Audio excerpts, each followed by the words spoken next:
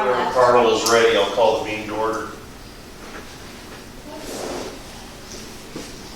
Yeah, I'm ready, Randy. Okay, and we're recording. We're on. Everything's Hold up. on 1 second. This meeting is being recorded. Okay, we'll call the meeting to order. It's a public meeting tonight on the RJ Demers Subdivision. And we will, there'll be a presentation by the lead engineer for the subdivision. He'll give you an overview of what's going to go on and what they're doing. And then we'll have a public comment period, questions and answers. And this is just the start of the process. So with that, we'll turn it over to the engineers. Hi everyone, I'm Carl Pedwell, professional engineer with 406 Engineering. I've been working on this project from the beginning. I'm going to share my screen here. And can you all see that? Yes. Great. So I'm not going to go through the whole presentation. I presented this back in July. I can go through any details and answer any questions. But the long and short of this is we are looking at 711 Broadway Street. It's just east of Jax Road, and the property's there, right next to the fairgrounds. The property is currently recorded as a subdivision. I believe it has about 56 lots in it. And we just want to clean it up and make it a slightly more approachable, safer, like bringing it up to like more modern standards for what subdivisions expect. And the proposal is to add a few additional lots in the southwest corner of the property. Most everything on the east side of the canal is not going to change, and we're just adding another road within the subdivision and one connection to Jax Road to allow access to these lots in the alley back here. I put together an entire application for subdivision standards. It's currently under review by the town and the contracted engineer. And any details you may want with regards to specifics, feel free to ask, but that's the long and short of it. And I guess let me know if you have any questions now. Maybe just go through it a little bit, hit the highlights, and then see what kind of questions they have, Carl.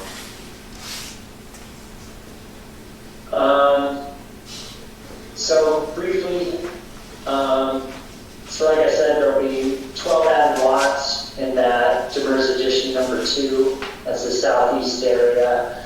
We're retracing lots, anything adjacent to the canal. We're going to clean that up with modern surveying techniques. No changes proposed to a bunch of the lots, adding some easements and a new right-of-way. There's a parkland dedication requirement as far as subdivision. The dedication of that rodeo ground kind of covers all of this for all of these lots. That's more than meets minimum requirements. We did a full environmental assessment for the area, looking at effects to surface water, including wetland delineation. Looked at effects on groundwater, topography of the land, looked at vegetation and noxious weeds in the area. I put together a noxious weed management plan for developments to ensure that those don't spread. Looked at effects on wildlife and wildlife habitat, noticing some white-tailed deer, some waterfowl, some wetland birds, and some small rodents around the property. These will obviously be displaced, but not too far. I think they got plenty of room to work with out in that area. Did a full analysis on effects to agriculture, facilities, local services, natural effects to the natural environment, which again were the wildlife habitat, and then public health and safety being immediately adjacent to the neighboring fairgrounds, and impacts to the school. This will ideally create additional housing for teachers so we can get some more people in and help to support that school and additional families. It's located pretty near the school, so it won't put that much impact on additional busing routes. Roads and maintenance will be, the maintenance of the proposed roads will be taken up by the town of Hot Springs. They will own those right-of-ways. We're proposing new hydrants for the new lots, and additional revenue should go for police and fire protection based on taxes for the area. Looking at connecting to municipal water and sewer, stormwater is going to be handled on site. That's all under review currently. Grading and drainage plan, keep stormwater stored on site per state standards. There's an HOA that's already been filed and established. Those covenants are filed. You can review what restrictions will be placed on the residents in that area. We do have some outstanding permits that are still under review, a few of them through the Bureau of Indian Affairs. We're conducting a traffic study as a part of Department of Transportation requirements for the approach off the highway, and we're going to conduct one for Jax Road as well. The Montana Department of Environmental Quality will be reviewing the sewer and water main extensions. Army Corps of Engineers are going to review wetland impact. And we are proposing a subdivision improvements agreement with the town of Hot Springs. I'm finalizing an engineer estimate for all the improvements, and a bond will be provided to ensure that all the infrastructure will be built for these lots. So that's a quick and dirty rundown. Let me know if you want any more detail on any of those subjects.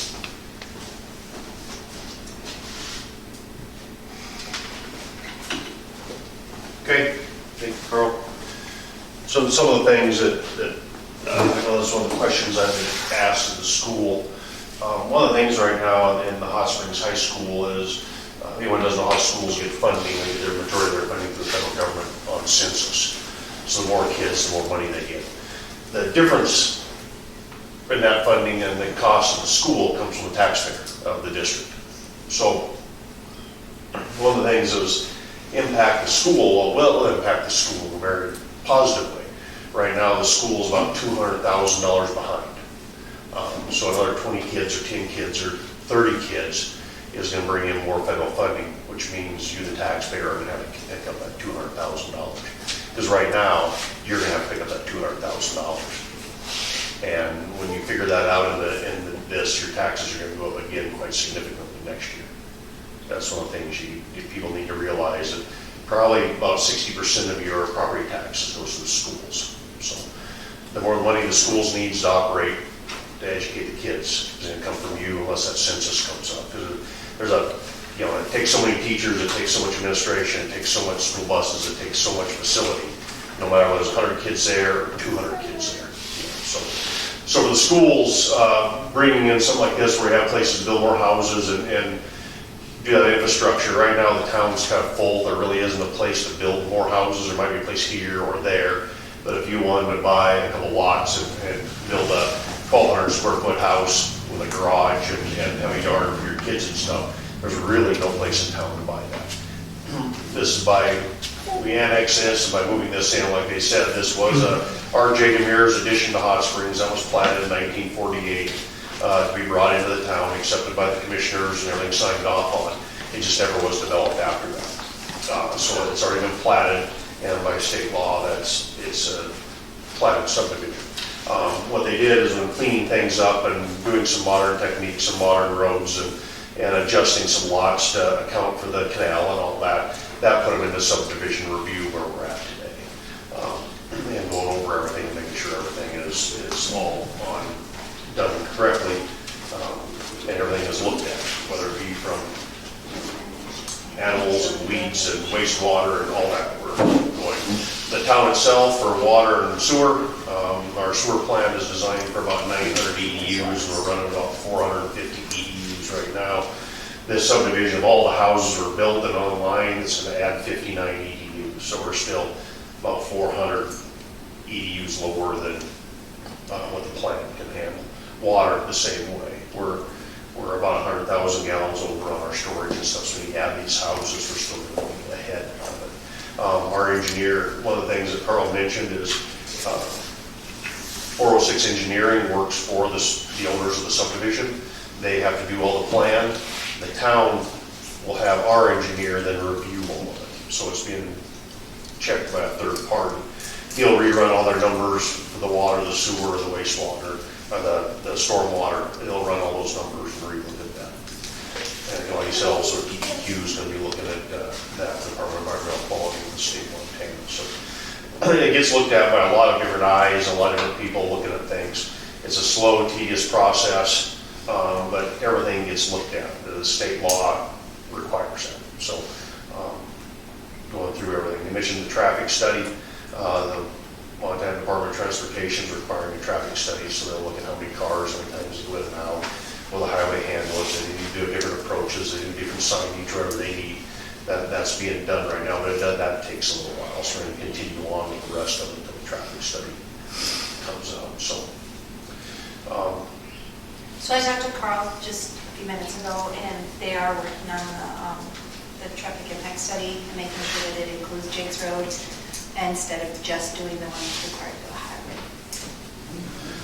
and the way they have the roads set up, it's kind of hard to see on there. The way they have the roads set up, they've redesigned the roads a little bit from the original plat. The main roads, the main entrance and exit will be off Highway 77 or Broadway into the subdivision. The access to Jax Road is for utilities and alley access is what that is. It's not to be main access. The main access will be off the highway to the subdivision. And they go in, one of the things you'll notice, those roads go in and most of them dead in the cul-de-sacs. So that's designed so people aren't going in there and just driving around and around and around. You know, it's designed mainly for the homeowners. That's why that traffic design is like that. It's a little different than what it is in the rest of town where you have connecting streets and all that. This is designed for the homeowners that are in the subdivision. Anyone have any questions? And did you want to add anything? Do you want to add anything to that? Not really, I guess. I mean, we're trying to, have single family lots, some multifamily, just trying to get all the bases covered and for the needs of the town. Other than that, I mean, we're not planning on, as soon as we're approved and it's all staked, we'll put them on the market, so anybody can buy lots if you want to buy a lot. And we'll probably have a model home or two there. If you like what you see and want us to build one, we'll build one. But It's basically anybody can build on their lot. and then that's one of the things that the public needs to understand. They're selling lots. They're not coming in here building houses and selling houses. They might build a house to show home or whatever. They're selling the lots. You can buy 1 lot, 2 lots, 4 lots. You can do whatever you want. And you can buy the lots and put nothing on. I mean, they're not going to come in and build 59 homes starting in January and try to put people in. They're there to sell lots. So that was some of the people that misunderstood the last public meeting. They thought you were going to come in and build 59 houses in the first 12 months and have 59 new families there. Today, hard telling how long. They might not ever sell. There might not ever be 59 homes on there. And one of the reasons I say that is just like one of the other pieces of property that come up for sale in town here, I think it was 8 lots. The guy just bought all 8 and put one house on it. He just wanted enough room for himself. So that's what he did, so that could happen here too, is a guy could come in and buy 2 lots or 4 lots. So you can have a house and a garage and a nice big yard and stuff like that. So we're planning worst case scenario. So when you say 59 lots or 59 houses, but it might only end up being 30. We don't know. We don't believe that. So, but with that, the lots, actually in the last month, I've been approached by 2 other people that live here and they're trying to move their families here and they're anxious to buy lots because to get their kids to move here. They're actually, some of these are actually, families are living in travel trailers in their parents' backyard because there's no lot to buy to build a house. They have the means to do it. They have the money to buy the lots, but they don't want to buy 40 acres or 20 acres. They want to buy a lot and build a house. They don't want to, and I know of about 4 right now that are interested in lots to build a modest 1,200 square foot, 1,400 square foot, 3-bedroom, 2-bath house. What they're looking to do. And without those families are going to have to go somewhere else. Well, these families are younger people in the community. They have jobs. They have kids in school. It's the type of people that are looking for a place. So we need to provide that. So. What are the size and price point of the lots? Don't know. There's a lot of sizes on there. Anywhere from. Are they similar to the town lot? They're all larger than regular city lots. I think the smallest one was like 7,000. So standard city lot is 7,000 square feet by town ordinance. We did that years ago. So a 50 by 140 foot lot in town is 7,000 square feet. So. He's got it pulled up here. Yeah, can you read it? I can, I have a little tiny really close to. So just for instance, I'll just run down and read some. Here's a 9,800 square feet. There's a bunch of them for that. There's some 33,000 square foot lots. So that's a couple acres. The smallest ones I can see on here are say 7638 or So 7638 is actually bigger than a regular city lot. 7,000. There's one in the corner that's 7,000. Yeah. So when you start getting into your 8, 9, 10,000 square foot lots, there's a lot of them on here for 8. Lots 16 through 12, 21 through 17 are all 7,000 to 8,000 square foot lots. So There's a section right through that center there. Those lots are over 30,000 square feet lots. There's one that's 56,000 square feet. That big one So down there. they're larger lots. They're not. There aren't trees there, are there? What's that? Are there trees there now? No. On the south side of the property, there's a few pine trees, but very few, not enough to be able to probably cut them down because there's just a few sparing. The rest of the property is I missed the movie, but what does that do to our property value? to your property value. What happens in any property value, it's not going to change your property value really any. What it does is when you start having more properties paying that piece of the pie. So whether it be water, sewer, school, or just your standard property taxes, when you add 59 more lots to the tax rolls. See, right now, it's just being charged as 30-some acres of just bare land, which the taxes on is probably $1,000, if I'm just guessing. You put 59 lots that are primary house lots. Now those bare lots are probably worth $1,000 a piece.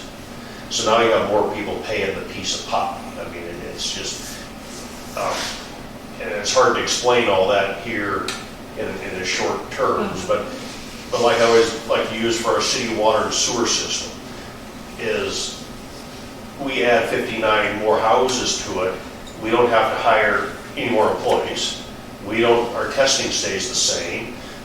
Our disposal costs stay the same.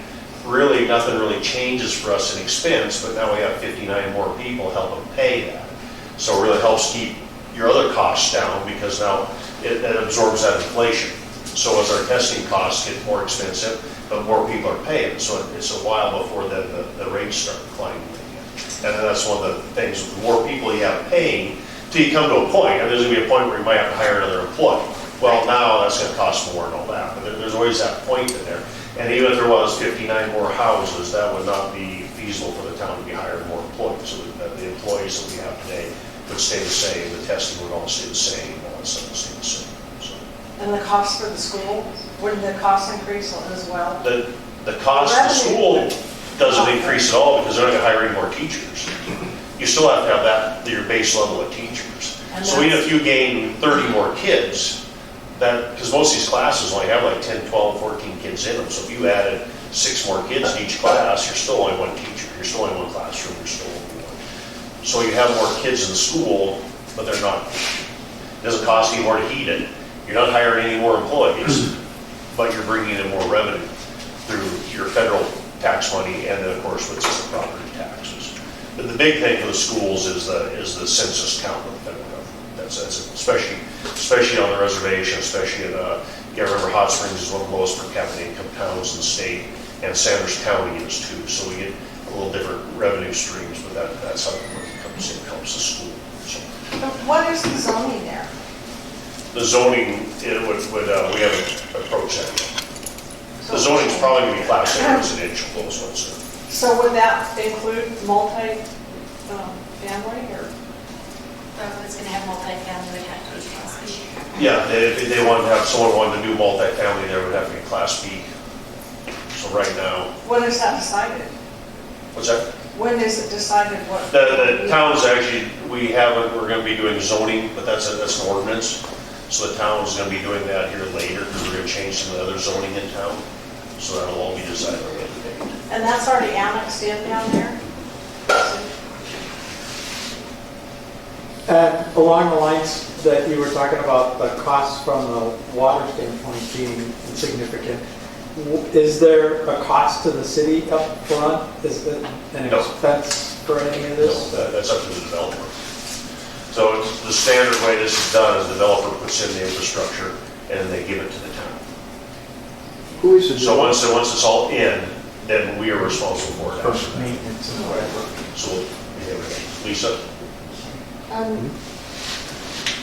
Is all of the infrastructure going to be in before any lots are sold? No.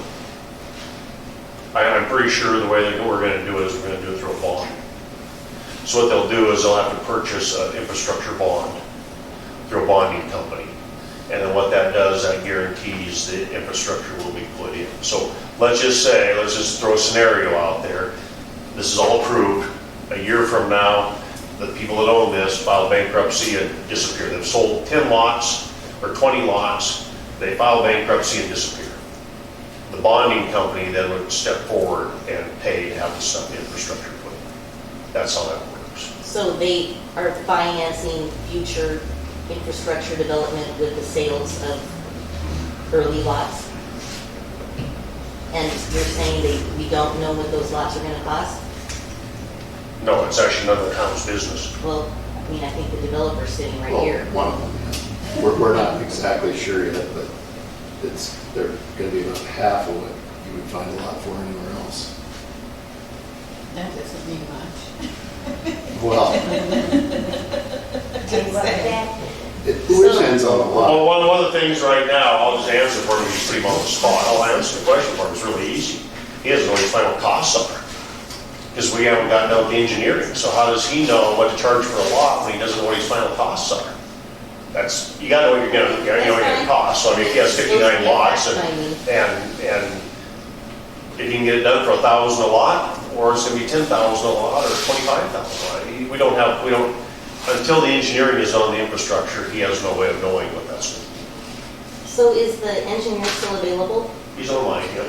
Actually, both engineers. So Carl with 406, who's actually doing this for the developer, is listening to everything you say. Okay, good. And actually, the city's third-party engineer, our engineer, is on there too, so if you have questions for him. So I've heard several different characterizations of this access onto Jax Road. I've heard it called an alley. I've heard it called a utility easement. I've heard it called The easement is a utility easement. a secondary access, and I've heard it called an emergency access. So can the engineer clarify what the quality of the easement on the Jax Road is? So what exists right now is actually south of the property, and it's called a public access and utility easement. So that allows for people to drive through, access the property, and also run utilities through it.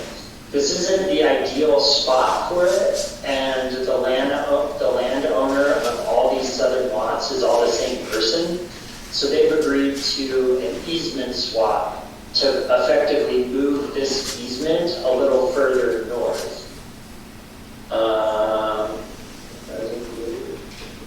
To put it over here. And this access, it will be an access and utility easement, and it'll be built to alley standards. So it's not a full width, 60-foot right of way. I believe it's 40 foot, and the road's a little bit more narrow. You can't get as much traffic on it as you can these full 60-foot right of way roads. Does that help? I guess so. When is this Jax Road impact study going to be available? MDT just gave us this requirement recently. We decided to run this in-house. We have a traffic engineer that can handle this. He's going on vacation for the next week, but we're hoping to start it when he returns. So hopefully in the next month we can get a report together. So it would be before the next public meeting? Yeah, the next meeting will be towards the end of this one. It'll be, we'll coordinate And that. what this study will entail is it looks at this subdivision as a whole, determine there's a state standard for how many trips per day you can expect from a single family household. And then we run an analysis with the odds of how many people will be using this access versus how many people will be using this access, and then determine the increase in traffic to either road. Okay. Okay, so, sorry Randy, but I'm not quite done. Can you say, or can the developer or the engineer say why we're not using city zoning for this subdivision? The city has to do that under ordinance, and we will be doing city zoning. Okay, but have you read the covenants that they've proposed? Yes. They say in various places, multiple dwellings on each lot, maybe on each lot. Maybe. They are keeping the possibility of subdividing under the Montana Unit Ownership Act, which is a condominium act. So talking about 59 potential houses seems somewhat disingenuous given this. There could be 400 there. Okay, I think it's good that we come out and say that. There could Yeah. be. I agree. I'll put some money on it though. All right, Randy, but that's not what your job is. But that you gotta, let's fall back to something, guys, and I'm big on this. When you buy a piece of property, that's your piece of property. How much do you want me telling you what you're gonna do on your property? So if you want down the road, take that property, and you want to build a house on so your mom and dad can come stay with you, because they need someone to take care of them, you should be allowed to do that. If it falls within the confines of some rules. Cities. I shouldn't be able to tell you that, no, you can only have one house, it has to be this big, it has to be painted orange, and it has to have a red roof and a white fence. Have you read these covenants? Well, it doesn't say orange house, I know that. They're quite restrictive, but the thing that's interesting is that they require, and you and I talked about this, Yep. and you said something to me that I don't believe was true. They require a minimum of 800 square feet per residence, and they require all stick-built, site-built homes. No manufactured homes, no modular homes. Hot Springs' current zoning has no minimum square footage requirement in either Zone A or Zone B. That's not true. That's not true. That's not true. It's You haven't read our 700, ordinances then, so it's 700 square feet. That is not on the website. It is. I have a neighbor who had to add on, well, not a neighbor, but somebody lived up the road, they had to add on a few And it feet got to their crossed mobile out. home because The it was, 2021 version, that's crossed out now. So, also, manufactured homes are allowed in Zone A and Zone B.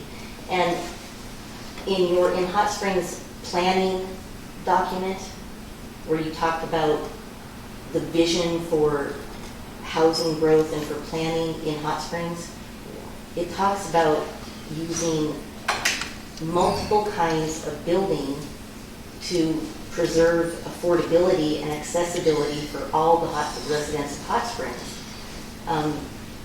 I think an average housing building cost right now is $150 a square foot. 120 to 150, but that's also what a manufactured house costs. I wish Kayla was here because she could tell you exactly what it costs. Actually, She we just bought one. got one for Stacy too, and it was the Well, same I wish she thing. was too. And that's what it costs. So whether you buy a manufactured home or have one of these contractors build you a stick home, right now, if they're building modest stick homes, I talked to a contractor that just built one in Lone Pine, downtown Lone Pine, he just finished it, 120 a square foot is what he built it for, stick home. And you cannot buy a manufactured home that cheap right now. I just don't understand why there's a restriction.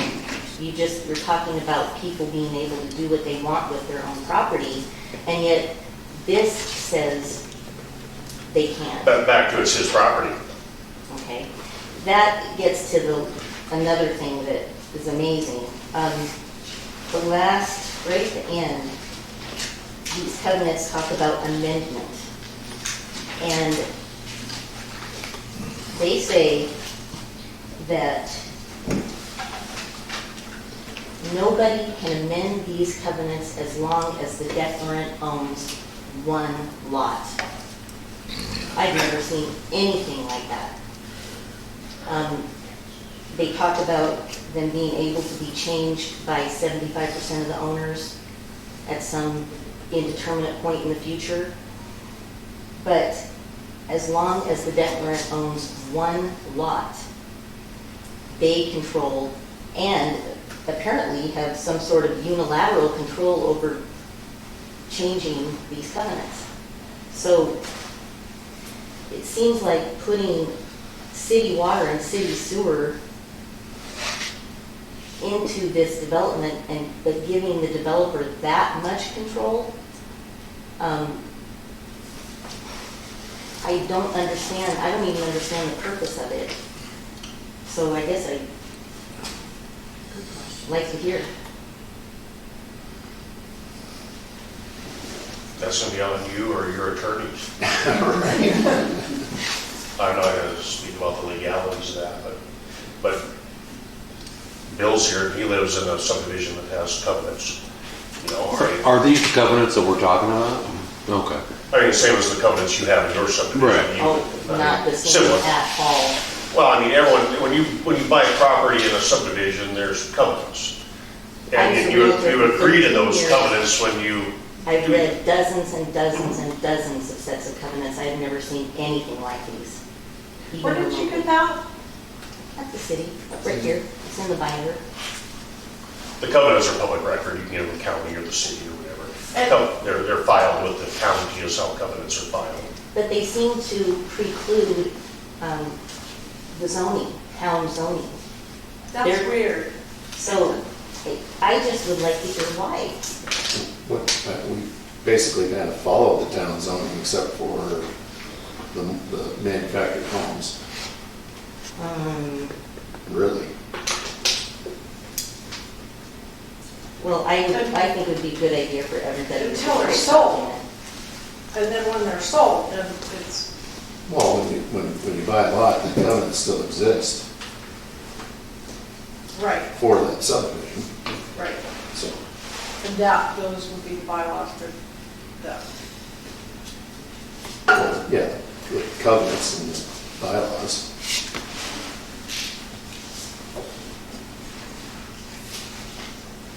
Okay? I'm just wondering if I'm following this right.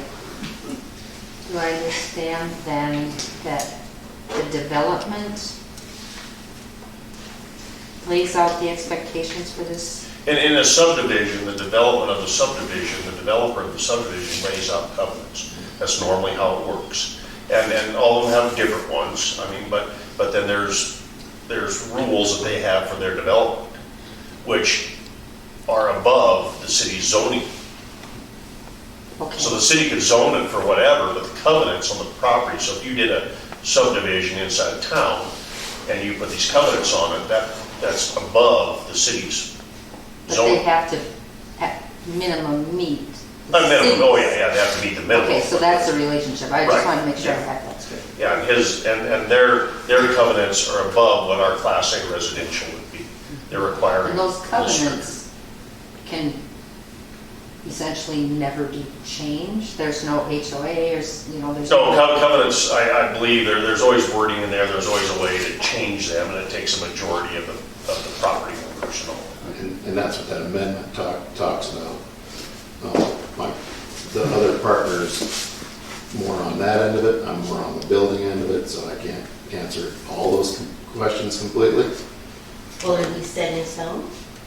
Or are they No, that's why negotiable? they're able to be amended. I mean, are they negotiable now before this subdivision is finalized?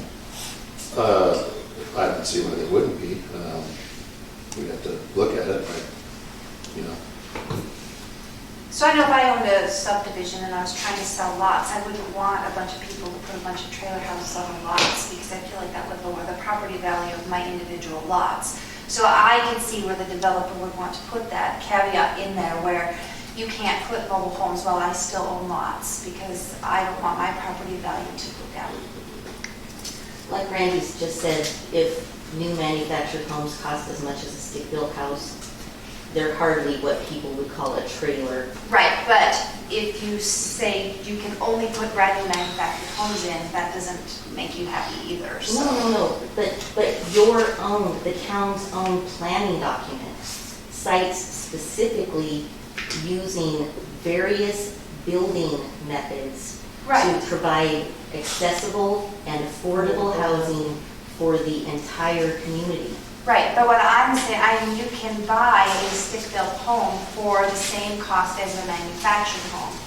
I don't necessarily believe that, Well, but we actually just researched it myself, I can show you. Well, the last 30 days it's true, I Yeah, guarantee I you can that. actually show you an email from a manufacturer with a whole list of them because we just looked into it for my daughter.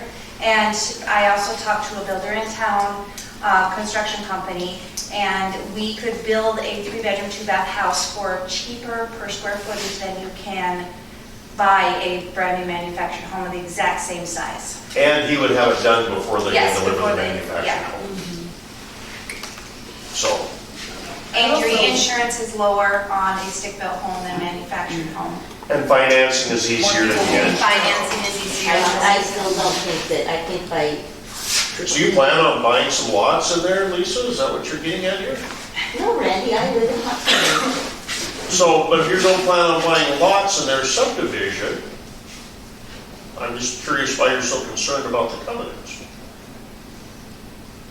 The I'm just accessibility curious. for low income or, it's about accessibility to all people. Is that part of it? Is there any They're pretty.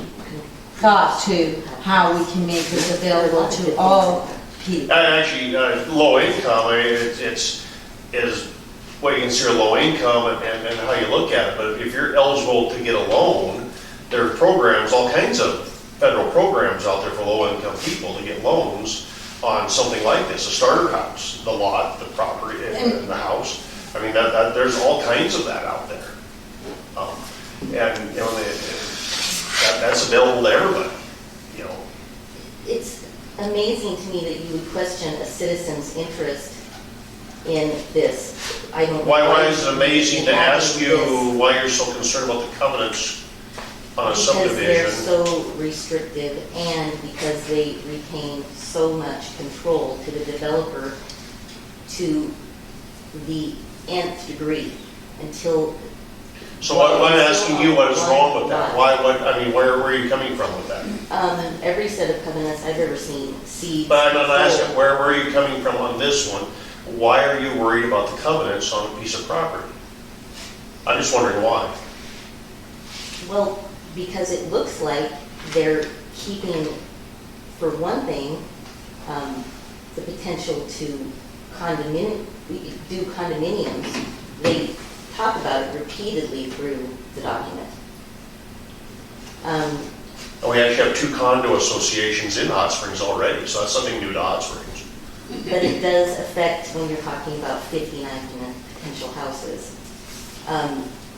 It very much affects the water and sewer usage.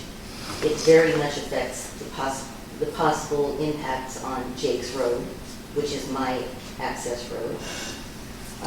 That road does suck. Just saying. Sorry. It does. But what I noticed when I was reading this is that it doesn't comport with your own document about planning. And I would have thought that the planning document represented the ethics and the values of the community of Hot Springs. So to ask me why I'm interested in that,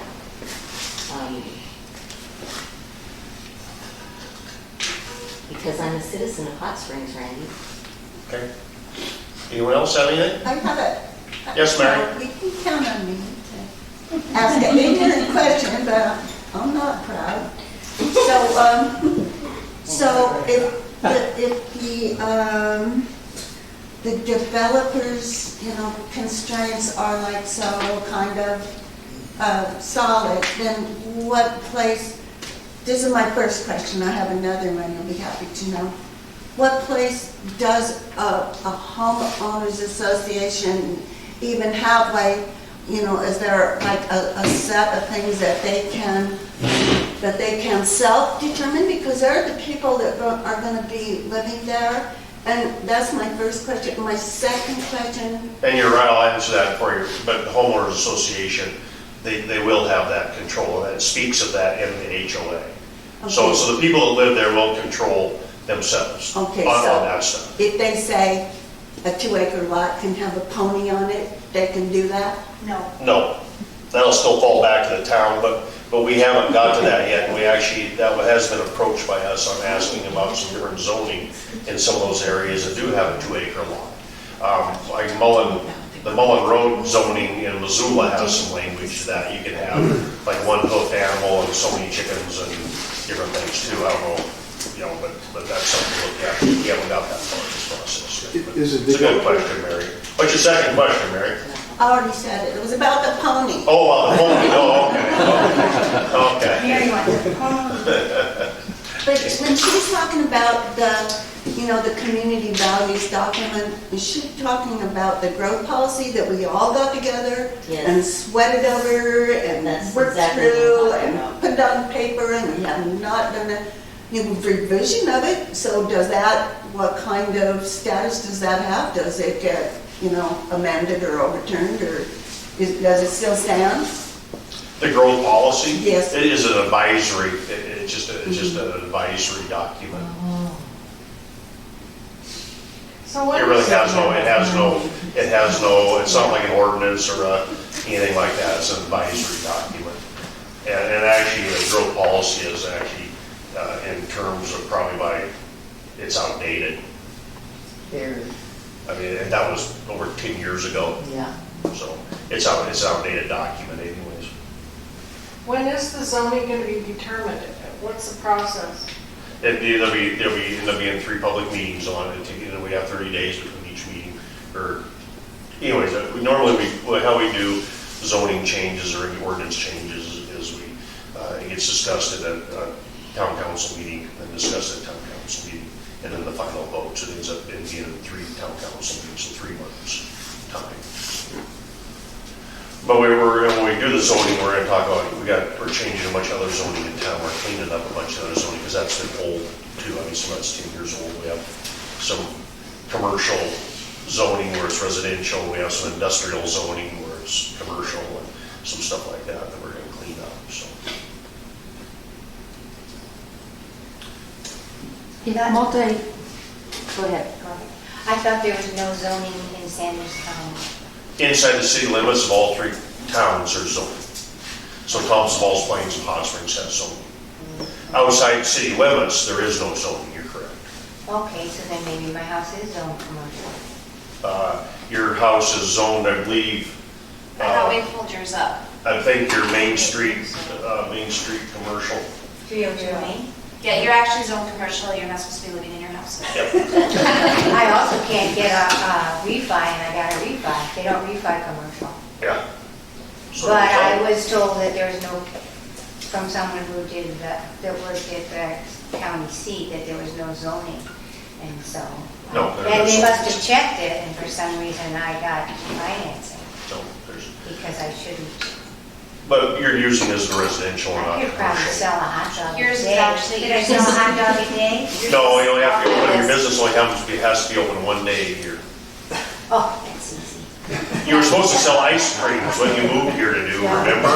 Yeah, and then the pandemic hit, and then my neighbor put giant compressors that are encroaching on my property line. I can't even sit in front, they're so noisy. But I love my neighbor, so love thy neighbor. So Okay, it is what it is. Keeping animals contained. go ahead. Border ice cream, those things are so loud. Infrastructure.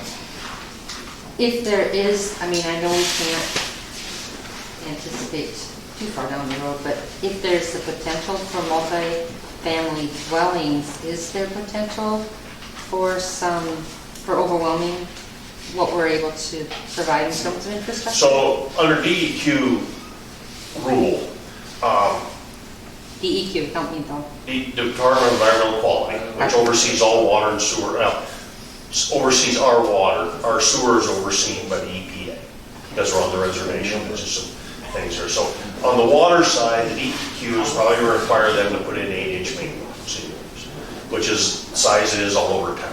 That's on them, okay. Yeah, it's going to be because of fire protection and all that, that's what's going to happen. Then the other thing on the sewer lines can be the same way. They're going to be 8-inch sewer lines, the same. That's kind of the minimal standard is what they do. But 8-inch will take, 8-inch sewer lines pretty much was taking all of Hot Springs right now out to the lift station. Okay. So, all of town right now, 420 or 450 EDUs is running through an 8-inch sewer line. So even if they did 419, like I said, they would still be able to handle it. So, and our sewer plant is designed for 908 or something like that EDUs. So estimated dwelling unit. So what we do with an estimated dwelling unit, for those that don't understand, so a single family household is 1 EDU. But what about the school?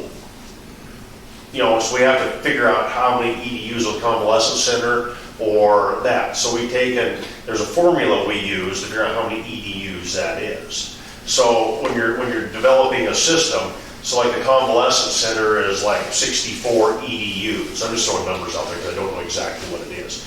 But they're going to use that much more water and that much more sewer than a single family dwelling. And that's how we estimate it. So then like the Symes Hotel, it's, say 20 EDUs. So that the engineers have a formula, they take and figure all that out for each single resident. So with a single family residence, it's 1, but if it's a hotel, if it's a grocery store, if it's the Timberline Apartments, those all have different EDUs depending on their size and all that. And that's how we come up with 450 estimated dwelling units.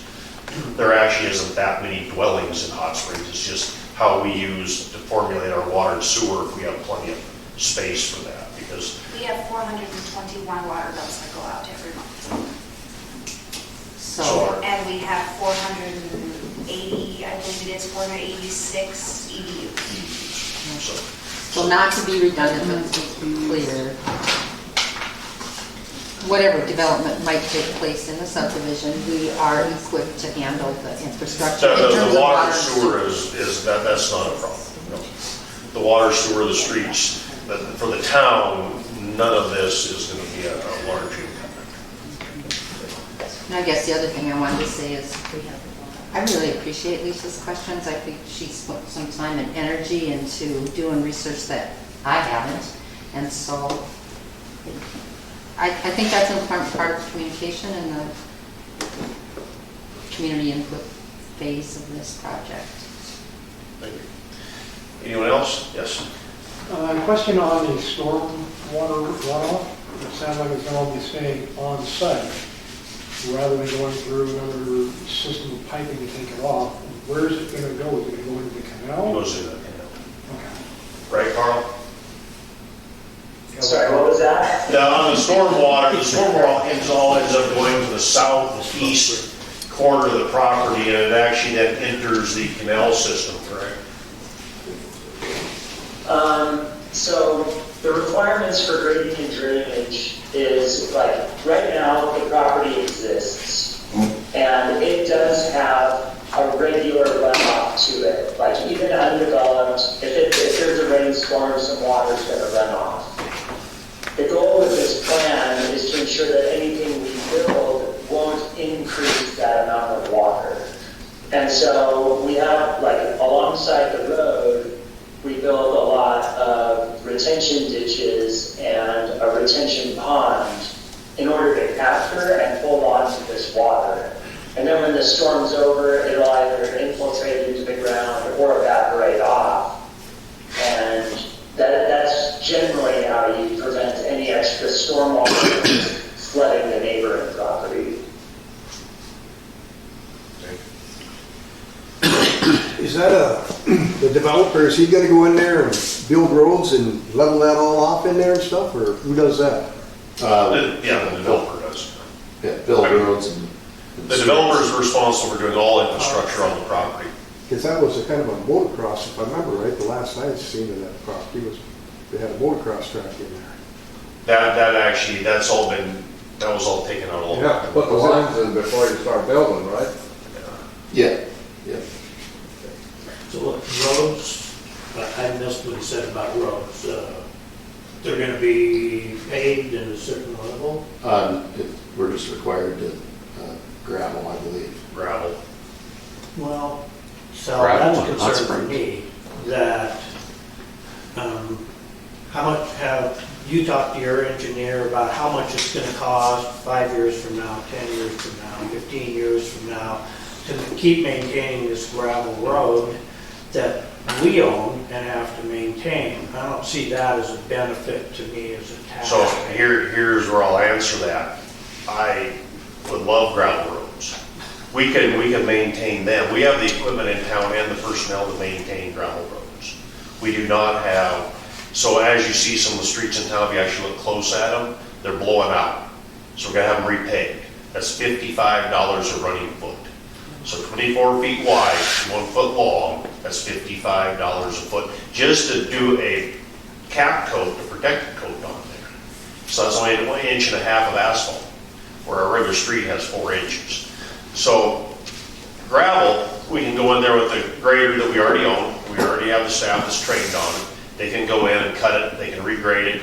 We can apply dust abatement to it. We can bring in more gravel at $10 a yard and put on that. It ends up being easier for us to maintain a gravel road than it does a paved road. And that first 10 years of a paved road has very little maintenance. After that is when the maintenance gets high. And we're looking at doing Main Street, 2 blocks of Main Street, 2 blocks of Central, 4 blocks of Spring, and already I'm at $250,000 in inch and a half of pavement. You know, so where are we gonna come up with $250,000 to pave streets? We have about 50.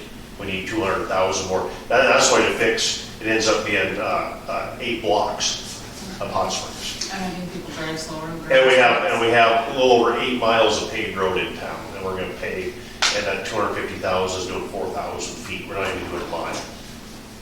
So that's where gravel is better for the town in the long run. If they get good gravel. Right. The gravel that you get from around here turns to mud after you put it down, and you drive on it for about a week, it's mud. So what you end up doing is you're back to, one, you gotta have a base, so you gotta build it up. It's gotta be up off the ground. And that's what the engineers do. That's their job, is to make sure it's that way. So you can't build a road, like Jake's Road is built on the ground in the swamp. It needs to be built up about 2 feet. Needs to be moved over about 20 feet and put in correctly, and then it wouldn't have the problems it does today. It was installed in properly. You know, so the people on Jake's Road complain about, but go walk along it for a little bit, and it's all swampy.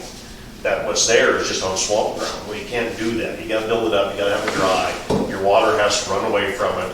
And that's some of the problems in town. I can show you where all the pavement's coming up, and I can show you why on the edge of the road. It's because the water isn't leaving the asphalt, that's blowing the pavement out. That's the biggest problem with it. We can walk around town, I can show you all the problems. And it's not actually the asphalt, it's what's alongside the road and stuff like that, because the bases weren't done correctly. So what's to stop the developer from doing that same thing again? In other words, why would these roads be built better because than?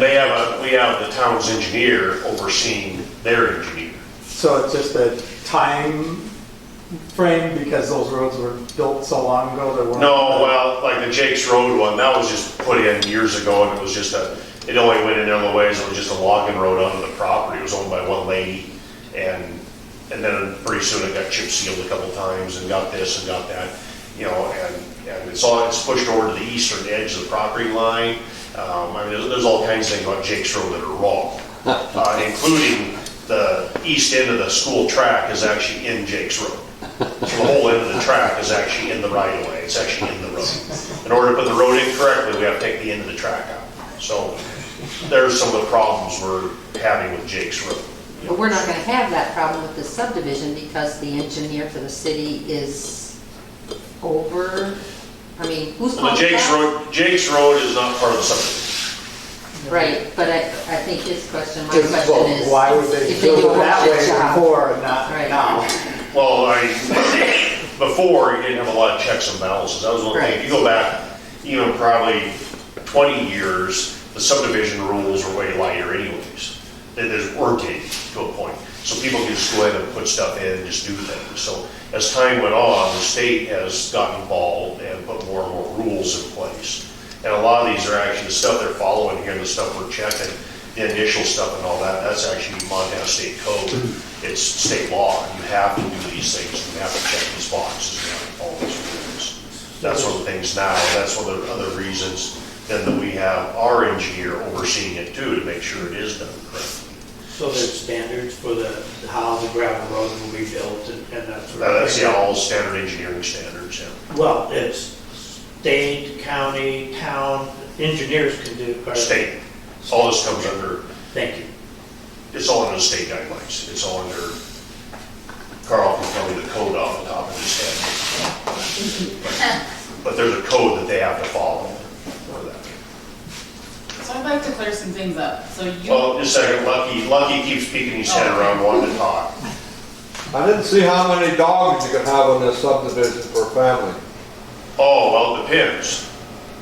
Well, I live next to a subdivision, I have like 40-10 laying hens.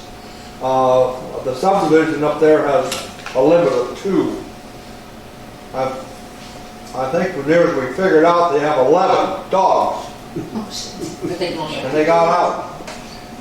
And after I wounded a few of them, they keep them in and shut up now. So I don't know whether to get another case or 2 of shotgun shells, or it's gonna be control these animals. Buy more chickens.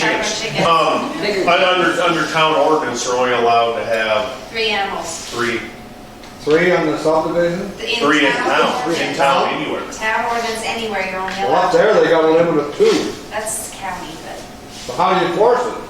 Your HOA has to take care of With it. the shotgun. Oh, yeah, that's what I get. Your homeowners association for that subdivision should be taking care of that. I do, I take care of it. I'm not in amongst, I own my own property, I'm not a subdivision. I You're have not in the 22 acres. subdivision? It's next door to it. Okay, go ahead, Chris. So what I would like to clear up, so your family and your partner's family eventually plan on moving to this property, correct? Not necessarily, possibly. Okay, because that was one thing, because I talked with your partner's family, and I think that was one of their plans. Well, yeah, so At some their point. kids are quite a bit older, because you can see Right. a 2-year-old. Yeah. So we're probably staying where we're at for Okay. a while, but that's why we're holding on to some of those Well, I think, bigger I lots think that's what, first. right, and I think that's what, I can't remember what her name is now, but, Allison. yeah. I think that's what she was saying, is that it's not like necessarily like right away, but sometime in the future. And I think they are planning on, once their kids are all in college. And I Right. think their youngest daughter is almost there. Yeah, I think she's in 7th grade, so. The boy just accepted Annapolis. West. Yeah. But I mean, that's just one thing that I kind of like to clarify, because it's not like you guys are coming in, buying land, and then just disappearing. No, and I was born and raised in Kalispell, and I plan on at least having a place here.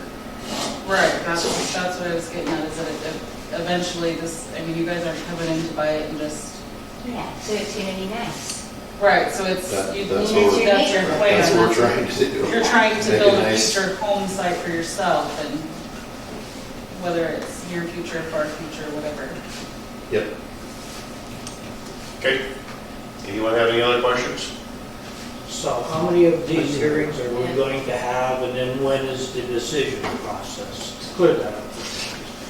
So they go through a set of reviews. They've done the elements review, that is complete. They're now in the middle of a sufficiency review, which is generally a 15-day review. But part of that sufficiency review requires them to complete the traffic impact analysis and the SIA, which is another one of the analyses they have to complete those before the sufficiency review can be completed.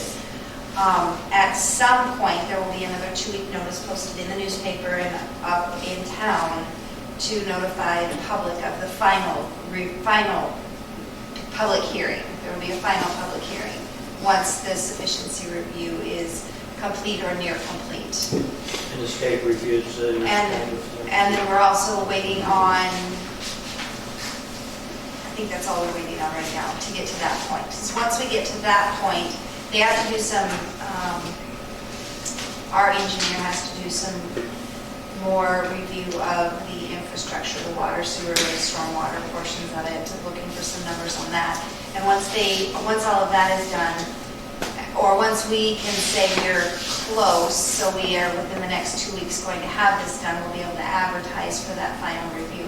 It does not finish anything. They still have to finish, but they can get a bond and they can start selling their lots so that they can start doing more work towards the completion of the project. Until the subdivision review and the subdivision application approval process is over, they can't start selling lots. So that's where we're at right now with that. And it should be, I would say, I want to say it's in the next 2 weeks, but it sounds like it's going to take a little bit longer than that to get that traffic impact analysis done. So that's probably the time frame we're looking at, about a month, and then we'll have that other hearing, and the council will vote on the approval of the subdivision application. That's my understanding of this process. Mind you, this is a kind of a complicated new process for us. Well, that helped, thank you. At that point, when the town makes it sounds like the climate in terms of town government is favorable. And when that decision gets made, at that point, will there be some idea of what the price point for the lots would be? That's what, a long ways out? That's something that's out. We have nothing to do with buying, selling, building. The town does not have anything to do with his. He can access. Until you want to make them as affordable as we can, and still, we're not in it to get rich. You So know, I mean, this is, we're local guys, people. Some of the things, like I said, some of the things, they have to have numbers. They need to know what water and sewer is going to cost. We're going to put a number on the lots. I mean, it's 23 years ago, I bought my property for $74,000. If I sold it today, it would not be for $74,000, but it's the same piece of property. So you can't know how much you're going to sell it for right now. It depends on the market, depends on property values in the area, depends on the cost you have into your property. And there's just, that's going to change, and that's going to change from every time they list a lot, they can change the price of it, so we just. You have any other questions? Parkland. Parkland. I heard It's that. the rodeo grounds. That was part of the original subdivision. That was donated by a previous owner to the town, so that covers that.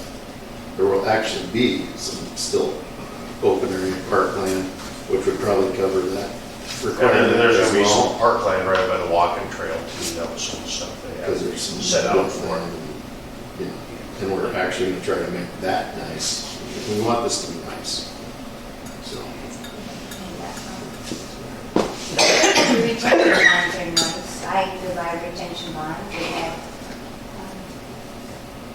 birds that came every year and cattails.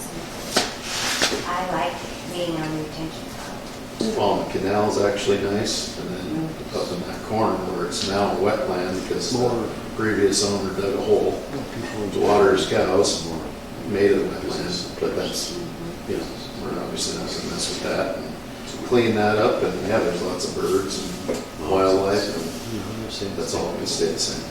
Or get cleaned up.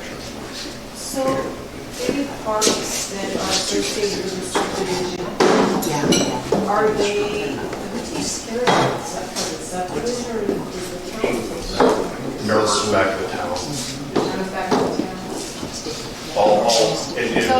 That's kind of the way it's been in all of them, but the thing you see is that your parks will revert back to the town. Farmers market has to go cut the bond. Goes to the farmer's market, they'll take care of it. This week we're on this, next week we're on that. No, don't even go there. And actually, that's just it, is we have, the town has the whole city walk this walk. So we're gonna move you guys out there next year, that's our intention. Can you plant some trees out there? There's trees on it. Yeah, it just needs to be mowed and leveled, the trees are in, but, you know, it just lives that parkland with the town. So from my understanding, the main goal is to help benefit the community and not change a bunch of things and like. Yep, and that's why we're selling lots, we're Right. not just coming and developing that. You Buy a guys lot, are- build a Right. house. Anyone have any other questions or comments? Hearing none, we'll adjourn the meeting. Andrew people. Thanks.